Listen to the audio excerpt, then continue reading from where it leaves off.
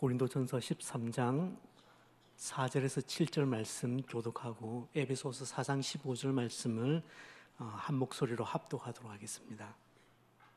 사랑은 오래 참고, 사랑은 온유하며, 사랑은 시기하지 아니하며, 사랑은 자랑하지 아니하며, 사랑은 교만하지 아니하며.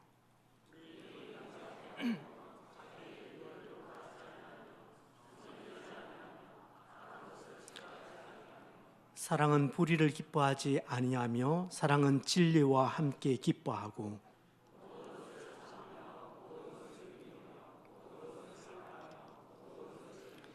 아멘. 에베소서 4장 말씀, 4장 15절 말씀 한 목소리로 같이 읽도록 하겠습니다.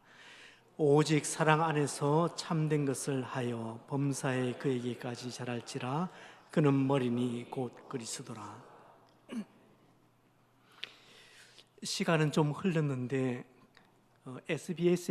SBS에서 신의 길, 인간의 길이라는 프로그램을 제작해서 4부작으로 방영했던 적이 있습니다. 당시 이 방송은 수많은 기독교인들이 분노를 자아냈습니다.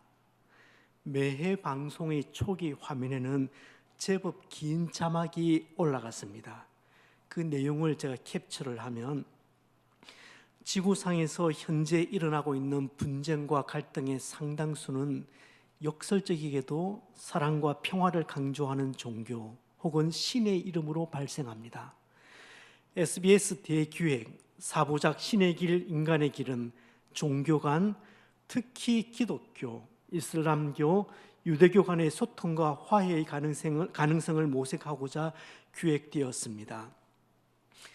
이 초기 화면에 딱 올라가고 이제 방송이 시작되는 겁니다. 설교를 위해서 유튜브에 들어가서 다시 일부의 내용을 한 번 더 살펴보았습니다. 일단 일부만 놓고 이야기를 하자면, 예수님의 이야기는 유대인들이 만들어낸 신화인데 사실은 그것도 독창적인 이야기가 아니라 이미 이집트 신화들과 너무 흡사한 것이 많아서 충격적이다, 그런 내용이었습니다. 제가 볼 때 이 프로를 만들었던 PD가 주장하는 이야기는 사실은 그렇게 새로운 것도 아니었습니다. 왜냐하면 이미 18세기, 19세기경에 자유주의 신학자들이 전부 주장했던 내용들이기 때문입니다. 그래서 저는 오히려 참 진부하다는 느낌을 받았습니다. 프로그램 제작자는 여러 고전들을 내세워서, 옛 문헌들을 내세워서 예수의 허구성을 주장하지만 아무런 학문적인 깊이도 없이 마치 특정한 몇 마디를 인터넷에서 찾아본 듯이 간단하게 그렇게 소개를 하면서 논리를 전개를 했습니다. 사실 저는 그 프로그램을 보면서 도대체 저 밑도 끝도 없이 인용하는 저 고문서들의 실체가 궁금했습니다. 정말 학문적인 성과가 상당하고 또 가치가 있는 고문서라면 설득력을 가질 텐데, 이게 생전 듣도 보도 못한 그런 문헌과 유적들을 소개를 하면서 자신의 논리를 일방적으로 펴나가는 그 PD의 논리가 저는 상당히 못마땅하기도 했고 유치하기도 했습니다.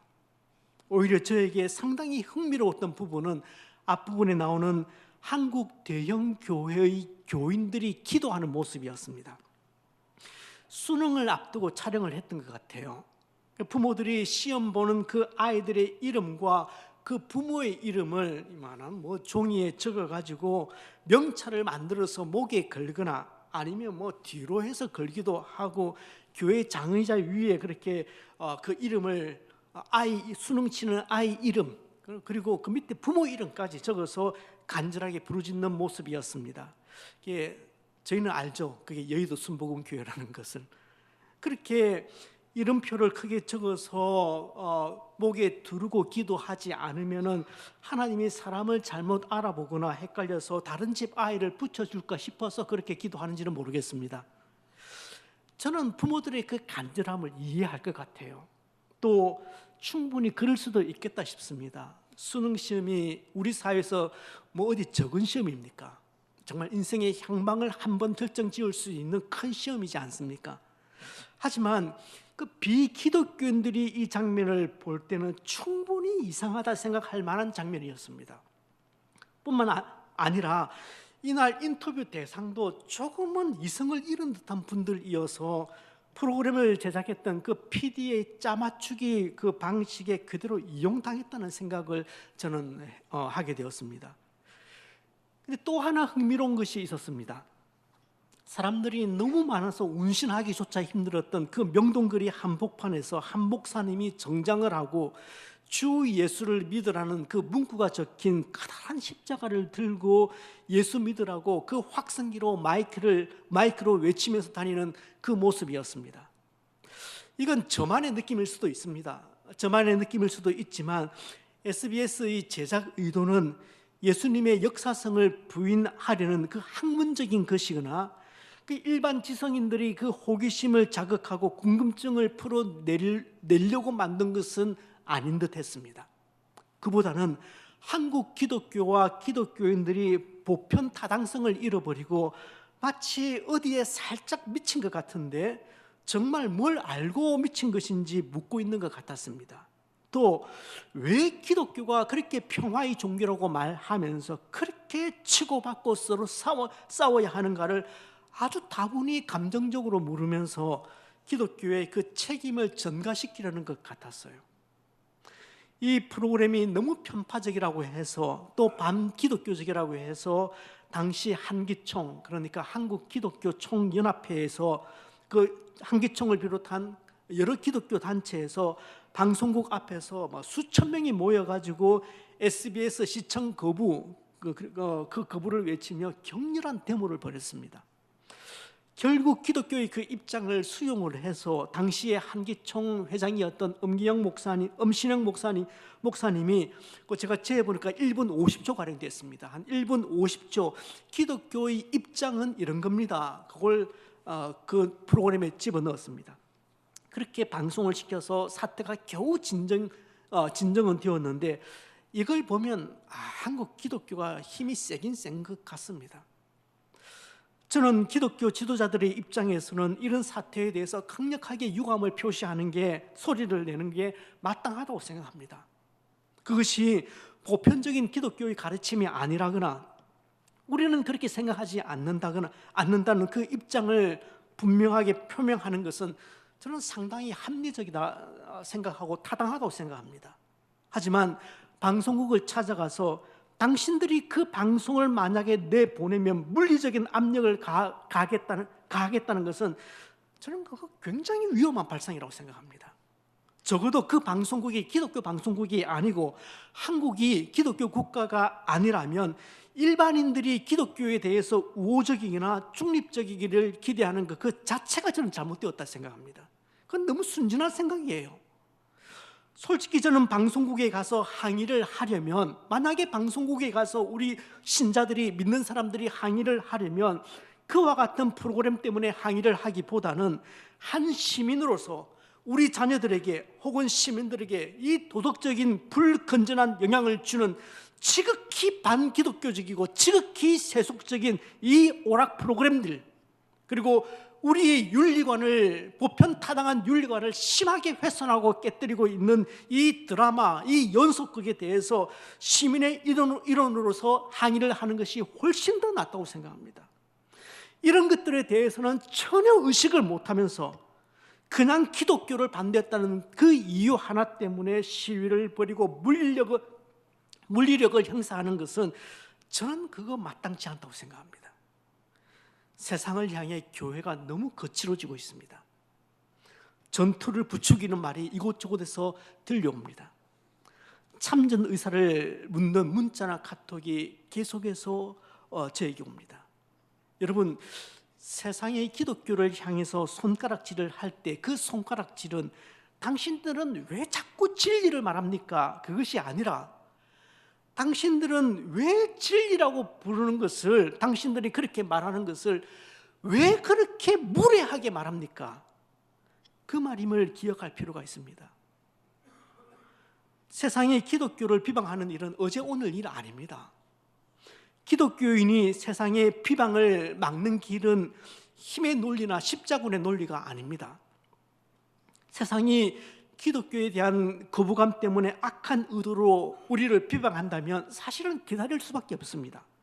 아니, 기다리지 말고 반드시 해야 할 일이 있다면 그것은 예수는 역사적인 인물이 아닌 신화적인 인물이다, 그렇게 방송을 하면은 교회는 곧바로 방송국으로 찾아가서 항의하며 창문을 깰 것이 아니라 신학자들은 기독교의 입장을 학문적으로 잘 정리해서 그들에게 제시를 하고, 목사들은 교인들을 더욱 바로 단단하게 가르쳐야 한단 말입니다. 그런 말에 흔들리지 않도록, 그런 방송에 조금도 흔들리지 않도록 목사는 복음의 진리를 그렇게 가르쳐야 하는 것입니다. 세상에서 무슨 말을 하든지 그 말에 우리 성도들이 흔들리지 않도록, 그래서 우리 성도들이 믿음에 견고하게 설 수 있도록 그렇게 가르치고 훈련하는 그 일이 교회가 해야 할 일이고 목사가 해야 할 일이란 말입니다. 그런 수고 없이 세상의 소리에 일희일비하고 화가 난다고 언어적인 폭력과 심지어는 물리적 폭력을 행사하는 것은 주님의 원하심이 아니라고 저는 확신합니다. 요즘 부쩍 한국 교회와 사회는 이단 때문에 아주 골머리를 앓고 있습니다. 하다가 이제는 정치권에서도 이 통일교와 신천지 때문에, 이 이단들 때문에 곤혹을 치르고 있습니다. 이런 세상이 올 줄은 잘 몰랐어요. 아마도 사회가 어수선하고 교회도 어수선하니까 물론 그렇겠지만 80년대 90년대 말처럼 자칭 재림 예수라고 주장하는 사람들이 자꾸만 나오고 있습니다. 기독교 안에 비상이 걸려서 이단 대책위원회가 만들어진 지는 벌써 몇 년이 되었습니다. 그래서 그 이단 대책위원회가 세워져서 그 이단들을 공격하는데, 그러면 그럴수록 우리가 그들을 향해서 공격하면 공격할수록 이단들의 교세는 점점 더 커지고 있습니다. 점점 더 작아지는 것이 아니라 점점 더 커지고 있는 것 같아요. 그 이단들이 추종자들을 얼마나 철저하게 교육하고 훈련하고 관리하는지를 보면 소름이 끼칠 정도입니다. 초대교회도 수많은 이단들과 이 이방 종교들 사이에서 힘겹게 그 믿음을 지켜야 했습니다. 아직 교회로서의 그 체계도 제대로 갖추지 않은 상태였기 때문에 많은 이단 사상들이 그냥 교회 안으로 물밀듯이 밀려 들어오기 시작했습니다. 그 중에는 예수님의 인성을 부인하는 사람도 있었고, 어떤 사람은 예수님의 신성을 부인하기도 했습니다. 율법을 지나치게 강조해서 복음의 그 핵심의, 그 복음의 진리를 변질시키는 사람도 있었고, 신령한 체험들을 강조함으로 인해서 말씀의 권위에 도전하는 사람들도 생기기 시작했습니다. 물론 그 당시에 이미 종교다원주의자들도 있어서 뭘 믿든지 그게 무슨 큰 상관이냐, 그게 뭐 대수냐, 그렇게 말하는 사람들도 많았습니다. 오늘은 예수 그리스도의 은혜로 구원을 받는다, 그렇게 말하고, 내일은 안식일을 지키고 율법을 지켜야 구원을 받는다, 그렇게 말하는 사람들이 있었습니다. 이처럼 교회가 그냥 잡탕이 되어가고 있었습니다. 문제는 성도들이었습니다. 이 말을 들으면 이런 것 같고, 또 저 말을 들으면 또 저런 것 같습니다. 그래서 너무 쉽게 성도들이 교회 안에서 흔들리고 있었습니다. 갈피를 잡지 못하고 있었습니다. 교회를 바로 세워야 되겠다는 그 필요성을 절감하게 됩니다. 바울 선생님은 교인들을 세워서, 성도들을 세워서 봉사의 일을 하고 궁극적으로 그리스도의 몸을 세워나가야 한다, 교회를 세워나가야 한다, 그렇게 주장을 합니다. 그런데 교회가 교회답게 서가는데 경계해야 할 가장 큰 적이 무엇인지 아십니까? 교회가 교회답게 세워져 나가는 데 있어서 가장 경계해야 할 큰 적이 무엇이냐 하면, 그 세속화, 물질주의, 그런 것들도 엄청나게 큰 문제이겠지만 저는 그것보다 훨씬 더 큰 것이 있다고 생각합니다. 그것은 교회의 본질을 잃어버리는 것입니다.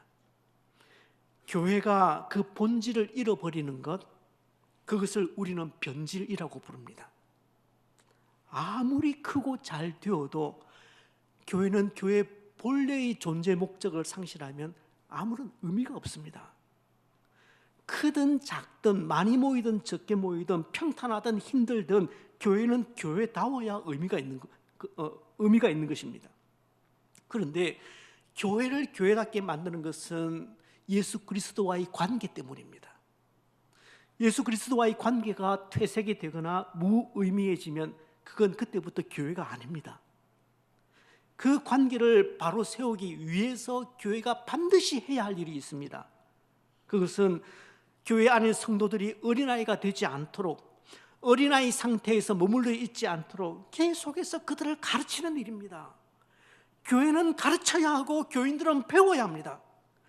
해서 예수 그리스도의 복음을 변질시키는 그 거짓 가르침으로부터 교회를 보호를 해야 합니다. 에베소서 4장 14절 말씀은 오늘 우리가 읽지는 않았지만 이렇게 말씀을 하고 있는데, 우리 세번역 성경으로 같이 한번 읽어보도록 하겠습니다. 우리는 이 이상 있어서는 안 됩니다. 우리는 인간의 속임수나 간교한 술수에 빠져서 온갖 교훈의 풍조에 흔들리거나 이리저리 밀려다니지 말아야 합니다. 교회는 그 복음의 순수성을 지키기 위해서 최선을 다해야 하고, 바른 교리, 바른 가르침으로 교인들을 끊임없이 양육을 해야 합니다. 가르치고 훈련해야 합니다. 교인들은 하나님의 말씀을 사모하며 바른 가르침을 추구해야 합니다. 아무거나 믿으면 됐지, 그게 무슨 상관이냐, 다 거기서 거기야, 절대 그렇게 말할 수 없습니다. 성도들은 바른 것을 믿어야 하고, 또 믿는 것이 바른 것인지 점검을 해 보셔야 합니다. 요한 2서에 보면은 이런 말씀이 나옵니다. 우리 같이 한번 읽어보실까요? 누구든지 이 교훈을 가지지 않고 너희에게 나아가거든 그를 집에 들이지도 말고 인사도 하지 말라. 이 말씀 때문에 소위 이단이라고 불리는 사람들이 집에 찾아오면, 보통 여호와 증인들이 보통 이렇게 많이 찾아오죠. 집에 들이지도 말고 그 사람들에게는 인사할 가치조차 없으니까 그냥 문전박대해라, 그냥 쫓아내 버려라, 그 사람들과는 말도 섞지 말라, 그렇게 교회에서 가르칩니다. 냉정하게 그냥 문전박대해 버려라. 이왕이면 다시는 못 오도록 문을 닫을 때 그냥 세게 꽝 닫아 버려라, 그렇게 얘기하기도 합니다. 하지만 저는 이 말씀이, 방금 읽었던 요한 2서의 이 말씀이 조금 확대 해석된 느낌이 있다고 저는 생각합니다.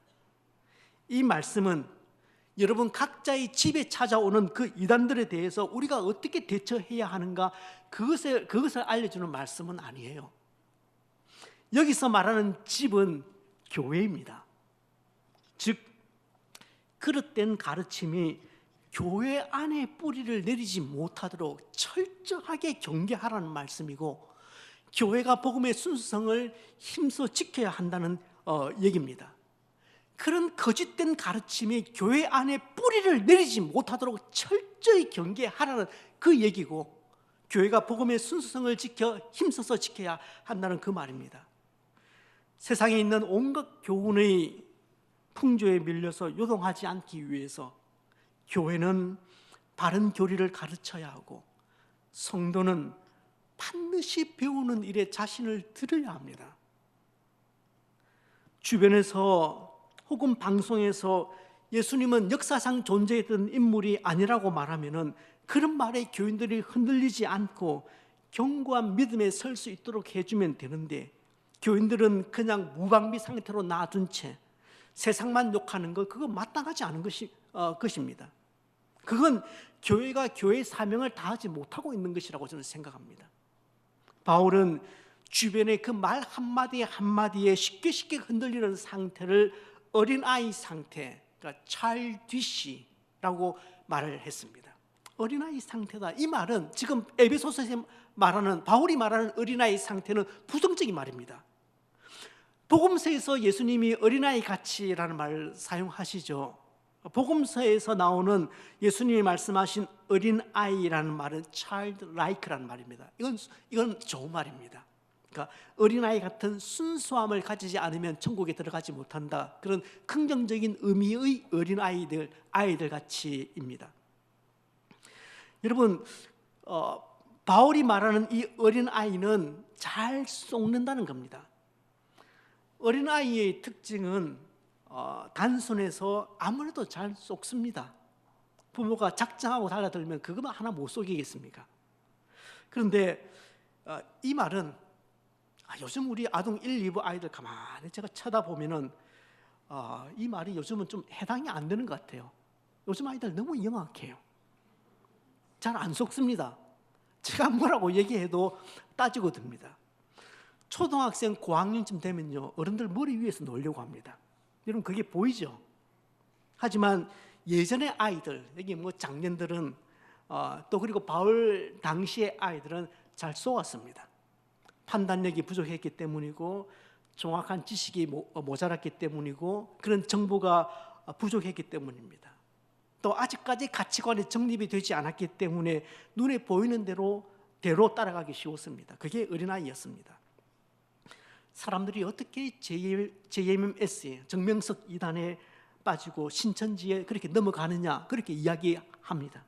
아니 어떻게 지성인들이, 어떻게 대학 교수까지 되는 사람들이 그 많은 재산을 신천지에 다 팔아서 헌납하며 그런 이단에 충성을 다할 수 있는가 말합니다. 여러분 신천지의 그 이만희 교주가 소위 설교하는 거, 설법하는 거 한번 들어보십시오. 그게 말이나 됩니까?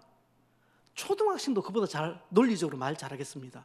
저는 그 얘기 들어보면, 가만히 들어보면 야, 저런 말도 안 되는 이야기를, 저런 유치한 얘기를 하는데 어떻게 이 지성인들이 저렇게 무작위로 넘어갈 수 있을까? 그런 생각이 들어요. 어떻게 말도 안 되는 그 허경영이라는 사람이 자칭 재림예수라고 하는데 전 재산을 내놓고 따라갈 수 있느냐 말입니다. 여러분 언제 그게 가능합니까? 관심이 없으면 그건 가능하지도 않아요. 열심이 없으면 그리 되지도 않습니다. 사모하는 마음이 있고 열심히 있는데 지식이 없으면 누구나 그렇게 넘어가게 됩니다. 교회가 가르쳐주지 않으면 궁금증이 있어서 못 견디게 답답한데 그걸 교회가 채워주지 않으면 엉뚱한 곳에서 그릇된 사람들이 내가 그거 채워주겠다, 내가 그거 가르쳐주겠다 그렇게 하면 사람들은 그 갈증 때문에 그리로 가는 것입니다. 그 어찌 이단뿐이겠습니까? 이 세상에 살면서 세상 학문들 그리고 세상의 가르침들로부터 받는 도전은 또 얼마나 거대합니까? 분명한 기준이 서 있지 않으면 세상의 학문적인 정보와 과학적인 정보들 그것 때문에 우리 믿음이 흐물흐물 넘어지는 것은 시간 문제입니다. 이처럼 주님을 향한 그 믿음이 견고할 수 있도록 하기 위해서 교회는 성도들에게 우리가 믿는 바가 무엇인지에 대해서 가르쳐야 할 의무가 있습니다. 그게 목사가 있는 이유입니다. 성도들이 내가 믿는 바를 다른 사람에게 설명할 수 있을 정도로 가르치고 또 가르쳐야 합니다. 그게 교회의 본질적인 역할입니다. 가르쳐도 사람 안 변한다고요? 예, 사람 잘 안 변합니다. 참 안 변합니다. 이게 이제 우리 목회자들 누르고 있는 그 무거운 짐입니다. 그렇지만 사람 변하는 것도 저는 봤습니다. 말씀을 받아서 변하는 것도 저는 변하는 사람들도 봤습니다. 초대교회는 이것을 위해서 혼신의 힘을 다했습니다. 때로는 변정하고 때로는 설득하면서 교인들을 진리로 교육하는 일에 최선을 다했습니다. 어떤 거짓된 가르침도 용납하지 않기 위해서 발버둥을 쳤습니다. 초대교회는. 여러분 우리가 지금 세례 입교 교육을 학습 교육을 좀 강화를 했는데 그래봐야 세례 입교 교육은 8주입니다. 8주 동안도 힘들다고 하고 라고 하는 분들도 계십니다. 그런데 초대교회는 세례를 받기 위해서 적게는 1년 그리고 보통은 2년을 교육을 했습니다. 그게 비하면 우리는 아무것도 아니에요. 초대교회는 그 진리 위에서 바로 그 한 성도를 세우기 위해서 정말 발버둥을 친 겁니다. 하지만 그래서 초대교회에 문제가 없었을까요? 아주 심각한 문제가 하나 발생했습니다. 이 문제는 거짓된 가르침으로부터 진리를 지키려고 하는 그 교회가 거짓된 가르침으로부터 그 진리를 사수하고자 할 때 교회 안에서 종종 발생했던 문제입니다. 어떤 문제였을까요? 그 힌트가 에베소서에 나타나 있습니다. 오늘 읽은 에베소서 4장 15절 말씀 보시면 바울이 이렇게 말합니다. 오직 사랑 안에서 참된 것을 하여, 오직 사랑 안에서 참된 것을 말하여, 오직 사랑 안에서 참된 것을 행하여, 이렇게 해석할 수 있습니다.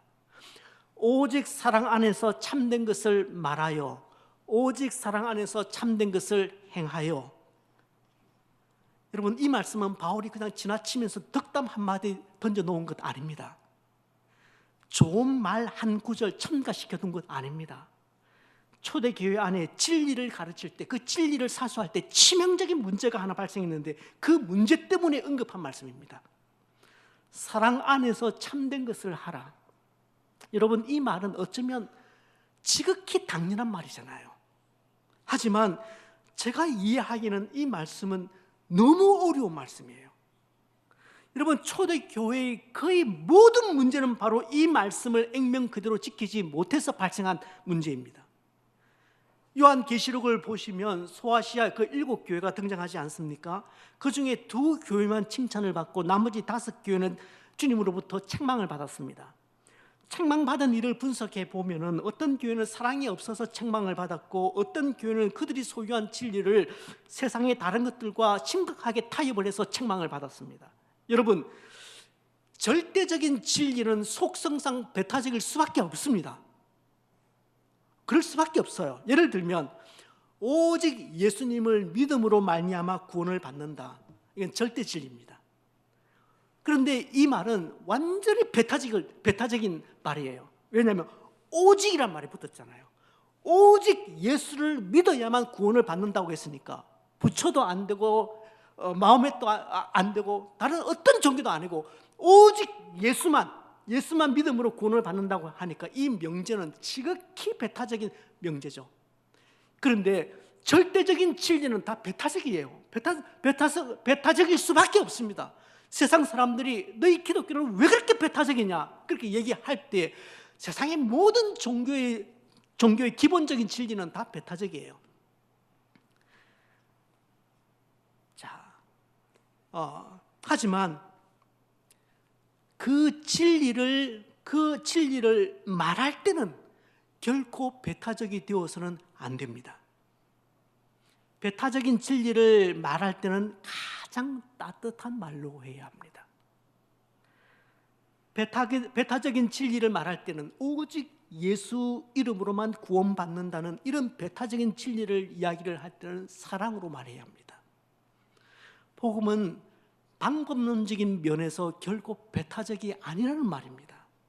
내용은 배타적일 수 있지만 방법론의 차원에서는 절대 배타적일 수 없습니다. 이처럼 진리가 가지고 있는 그 배타적인 속성 때문에 진리와 사랑은 함께 가는 것이 상당히 어려워 보입니다. 자칫 죄와 허물을 용납하는 것은 진리를 타협시키는 것 같고, 진리를 또 지키자고 하면은 사랑을 잃어버리는 것 같고, 그래서 쉽게 판단하고 정죄한다는 그런 느낌이 들죠. 불의와 타협을 하지 않으면서 불의한 사람과 그의 행동을 용납하는 일은 이게 참 쉬운 일이 아닙니다. 교회 역사를, 지난 2000년 교회 역사를 돌아보아도 교회가 겪었던 수많은 갈등을 단순화시키면은 결국은 진리와 사랑의 조화 문제 때문에 갈등이 생겼어요. 진리를 붙잡자고 하니까 사랑이 흔들리고, 사랑을 붙들려고 하니까 진리가 흔들립니다. 목회에서 참 어려운 것도 이런 겁니다. 기준대로만 하면 참 목사님 사랑 없어 보인다, 그렇게 얘기를 하고, 사랑을 앞세우면 목사님 기준 좀 세우시죠, 그렇게 이야기를 합니다. 그러니까 이 줄다리기가 너무 힘들어요. 바울이 지금 말하고 있는 긴장도 바로 이런 긴장입니다. 신앙 공동체 안에서 죄를 지은 사람을 용납해 주는 것은 진리와 타협을 하는 것 같고, 죄를 지은 사람을 그냥 마냥 정죄하는 것은 사랑이 없는 것 같아서 그 둘 사이에 존재하는 긴장에 대해서 말하고 있는 것입니다. 그렇습니다. 사랑과 진리로 행하는 것은 말처럼 쉬운 게 아니에요. 말은 쉬워요. 행하는 것은 너무너무 어려워요. 사랑하는 성도 여러분, 교회는 거짓 교훈의 풍조에 요동하지 않도록 진리로 교인들을 양육해야 하고, 교인들로 하여금 진리에 확고하게 설 수 있도록 그렇게 가르쳐야 교회가 교회다워집니다. 하지만 동시에 사랑이 없이 진리만 말하면 그건 역시 교회를 교회답게 하지 못하는 것입니다. 진리를 말하되 사랑으로 말해야 그게 교회가 교회다워집니다. 그렇다면 여러분, 진리란 무엇입니까? 제가 진리에 대해서 말씀을 드렸습니다. 진리란 무엇입니까? 이 데피니션, 정의를 내리면 진리란 하나님이 세상을 창조하셨습니다. 그 진리입니다. 진리란 인간을 사랑하셔서 그 아들을 이 땅에 보내신 것입니다. 진리입니다. 진리란 그 아들의 구속사역을 통해서, 그리고 그 구속사역을 믿음으로, 예수 그리스도를 믿음으로 구원을 얻게 됩니다. 그 진리입니다. 이것이 진리입니다. 아니, 이것은 절대적인 진리죠. 그렇다면 사랑은 무엇입니까? 진리가 무엇입니까? 물으면 이렇게 여러 가지 답할 수 있습니다. 제가 여러분들에게 사랑은 무엇입니까? 그렇게 질문을 한다면 여러분 어떻게 정의를 내리시렵니까? 사랑은 이런 것입니다. 사랑은 두 사람이 공동체 안에서 서로 아끼고 이런 것입니다. 그럼 정의를 여러분 내리실 수 있겠습니까? 제가 관찰한 바에 의하면 성경은 진리가 무엇인가에 관한 정답은 계속해서 주고 있습니다. 그런데 사랑이 무엇입니까? 라는 이 질문에 대해서 사랑에 대한 설명보다는 사랑은 무엇을 하는가를 설명합니다. 예를 들어볼까요? 사랑은 이런 사람 사이에 이런 것입니다. 그런 정의를 내리는 것은 거의 없고, 사랑은 무례히 행하지 않습니다.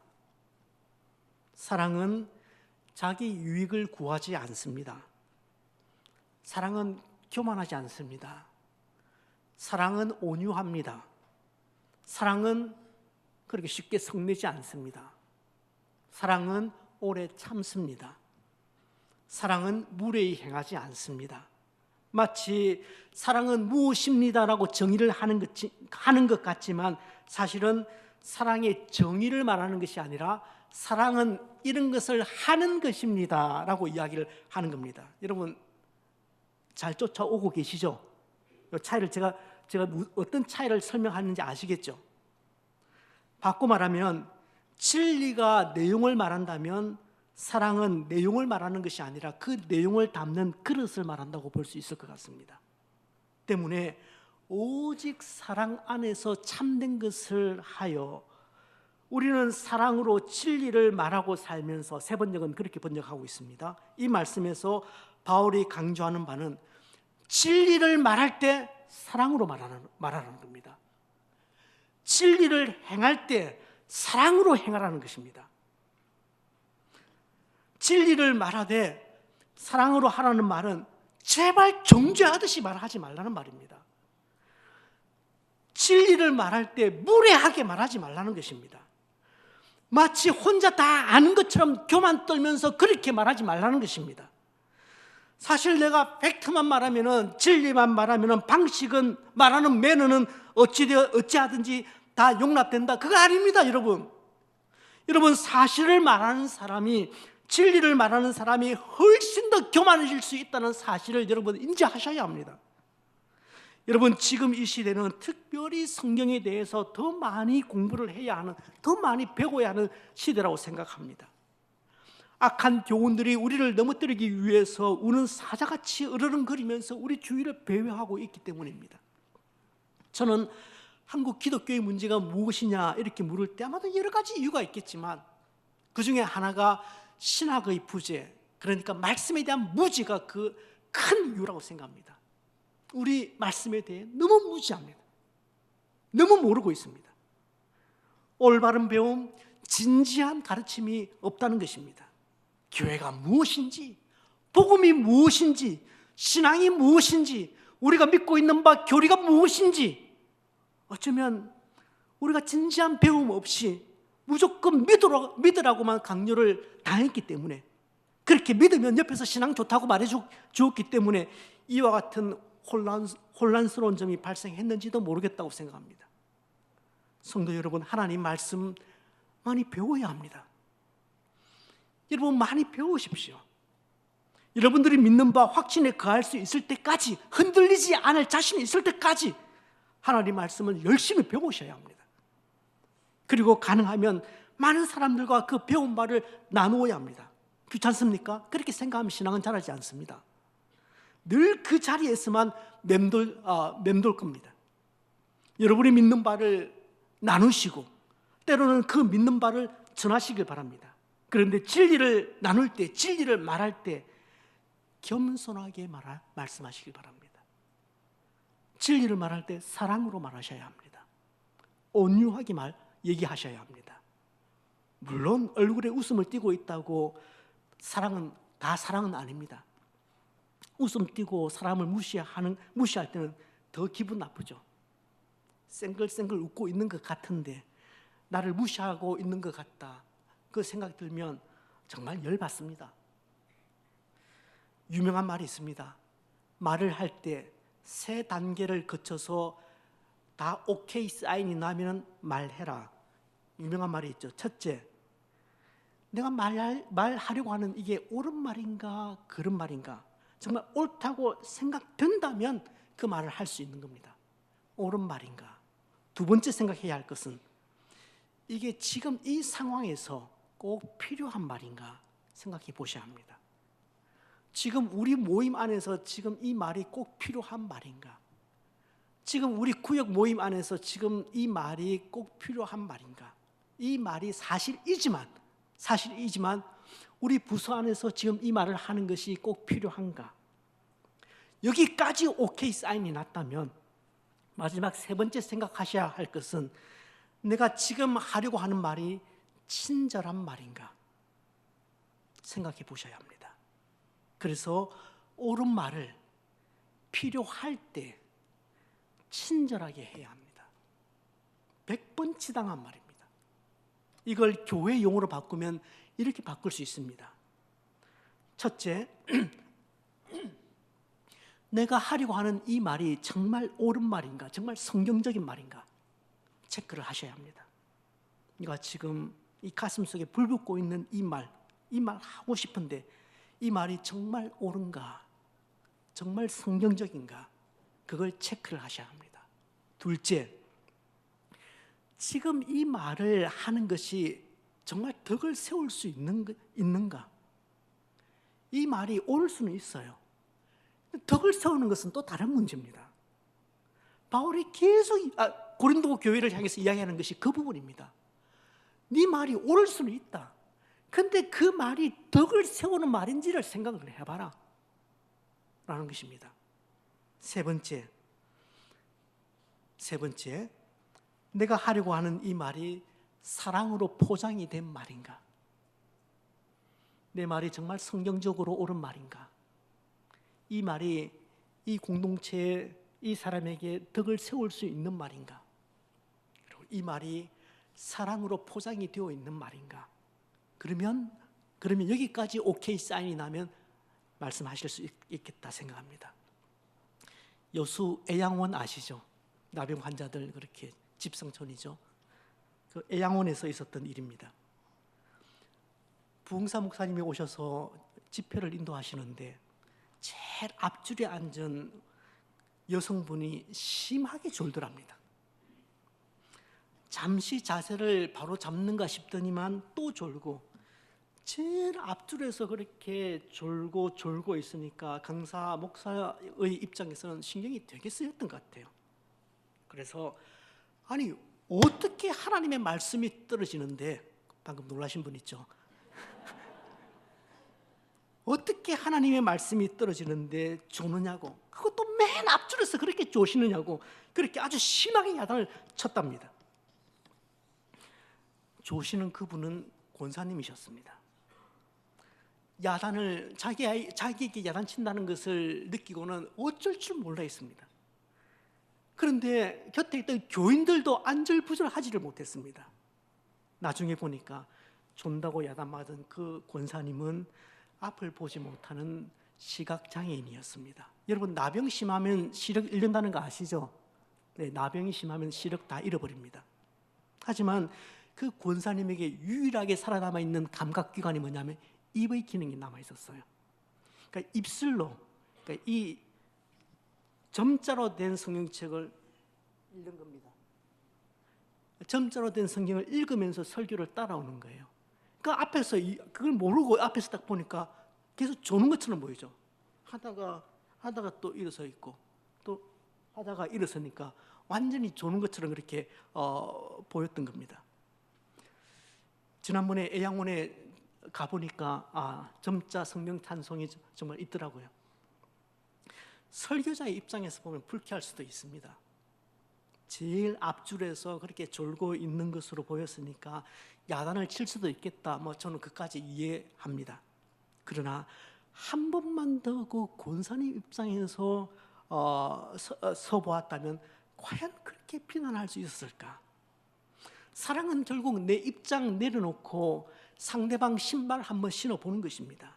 그러면 내가 생각하는 것보다 훨씬 더 많은 것을 이해할 수 있을 것이고 사랑 안에서 진리를 말할 수 있을 겁니다.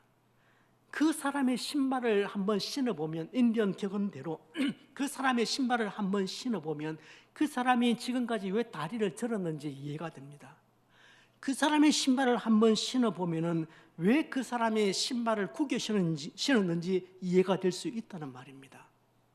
우리 어르신들 1부 예배나 2부 예배는 좀 더 그럴 수도 있는데 2부 예배 때 보시면 조시는 분들 계실 수 있습니다. 근데 그 어르신들이 조시는 것은 대부분은 약기운 때문에 그렇습니다. 지금 어르신들 가운데서 우리 시니어들 중에서 아침에 약을 밥보다 더 많이 드신 분 계십니다. 50알 이상 먹는 분도 계십니다. 약만 먹어도 배부른 거예요. 그러면 약은 사이드 이펙트가 있죠. 졸음이 오는 겁니다. 이 시간대에 졸음이 오는 거죠. 근데 그걸 조금만 더 이해를 해보면 저분이 왜 조시는지 이해가 되죠. 이해가 되지 않겠습니까? 아직 그렇게 시니어의 자리에 올라서지 못했으니까, 그만큼 약을 못 먹어봤으니까, 그만큼 약의 사이드 이펙트를 모르니까 존다고 막 나무랄 수 있는 거죠. 남의 신발을 한 번만 신어보면 우리가 진리 안에서 사랑을 말할 수 있겠다 싶어요. 그렇습니다. 사랑은 무례하게 말하지 않는 것입니다. 사랑은 상대를 비하하면서 말하지도 않습니다. 어려운 일이죠. 저는 이거 참 어렵다 생각합니다. 여러분, 저는 이 본문을 보면서 바울 선생님이 만약에 진리를 말하라, 그냥 진리를 말하라 그렇게만 권면하셨다면 이 말씀 좀 그다지 어렵지 않게 제가 느꼈을 것 같아요. 그런데 진리를 사랑 가운데 말하라고 하니까, 진리를 사랑 안에서 말하라고 하니까 저는 이 말씀이 너무 어렵습니다. 이 말씀이 듣기에는 간단한 한 구절로 넘어갈 수 있는데 이거 참 어렵다. 고린도전서 13장의 말씀대로 살아가는 것은 정말 어렵다, 그런 생각이 듭니다. 그래서 저는 그럼에도 불구하고 우리가 사랑 가운데서 말해야 하는 이유는 우리가 가진 것이 진리이기 때문에 그래요. 우리가 가진 것이 진리이기 때문에, 내가 소유한 것이 너무나 귀중한 복음이기 때문에 그렇습니다. 사랑 안에서 참된 것을 말하라, 사랑 안에서 참된 것을 행하라. 쉽지 않기 때문에 저는 이것이 교회에 주어진 사명이라고 생각합니다. 그냥 단순히 주어진 권면의 말씀이라기보다는 저는 이것이 우리 교회 안에 주어진 우리 성도들을 향한 사명이라고 생각합니다. 먼저 여러분들이 분명히 아셔야 할 것은 방금 제가 말씀드린 대로 이거 참 어렵다라는 것입니다. 진리 안에서, 진리를 사랑 안에서 말하는 이것 참 어렵다, 먼저 인지하셔야 합니다. 그래서 고린도전서 13장의 삶을 사는 것은 우리 평생의 사명입니다. 사랑하는 성도 여러분들께 다시금 부탁드립니다. 사랑이 아니면 차라리 말하지 마세요. 근데 이번에는 말 안 하고 못 넘어가겠다, 그런 마음 딱 드시거든 무조건 말하지 마세요. 보통 사고칩니다. 안 하시는 게 낫습니다. 안 하시는 게, 그동안 잘 참았습니다. 한 번 더 참으세요. 말하려면 사랑 안에서 참된 것을 말하십시오. 사랑 안에서 참된 것을 말하십시오. 그래야 공동체가 세워집니다. 그래야 우리 공동체가 참다운 친교 공동체가 되는 것입니다. 특히 어르신들, 우리 나이 좀 먹은 우리 장년들, 우리 청년들, 젊은 사람들에게 하대하듯이 말씀하시면 안 됩니다. 그 사람들 인격이에요. 아이들에게도 우리가 하대하듯이 말하면 안 되는데 우리 젊은이들에게, 저 3040에게 만만하니까 아주 하대하듯이, 명령하듯이, 여러분 그거 큰 신뢰입니다. 그렇지 않습니까? 그렇게 하셔서는 안 됩니다. 한 인격으로 존중해 주셔야 됩니다. 그래서 말씀하시되 진리를 말씀하시려고 하시고, 진리를 말씀하시되 사랑 안에서 말씀하신다면 우리 공동체는 주께서 원하시는 아름다운 친교 공동체가 될 것이라고 저는 확신합니다. 이거 우리에게 주신 사명입니다. 우리 시간